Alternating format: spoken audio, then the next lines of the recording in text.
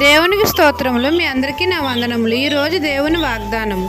మీ దేవుడైన యెహోవా మీ పక్షముగా యుద్ధము చేయువాడు గనుక వారికి భయపడవద్దు. ద్వితీయోపదేశ కాండము 3:22 సైన్యములకు అధిపతి అయిన యెహోవా మహాపరాక్రమ గల దేవుడు.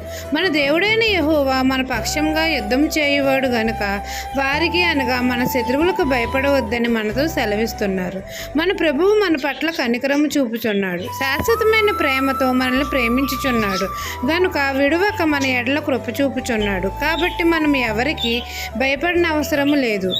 మనం ఎందుకు భయపడాలి? సామాన్యుల వలె మనలో ఉన్నవాడు ఈ లోకంలో ఉన్నవాని కంటే గొప్పవాడు కాబట్టి మనం ఎవరికి భయపడిన అవసరం లేదు. మన దేవుడైన యెహోవా మన పక్షంగా యుద్ధం చేయువాడు గనక మనం ఎవరికి భయపడవద్దని మన తండ్రి మనకు ఆజ్ఞాపిస్తున్నారు. యుద్ధము యెహోవాదే, సైన్యములకు అధిపతి అయిన యెహోవాయే మన అండ. శత్రువులను మన ఎదుట లేకుండా యెహోవా తరిమి కొడతాడు.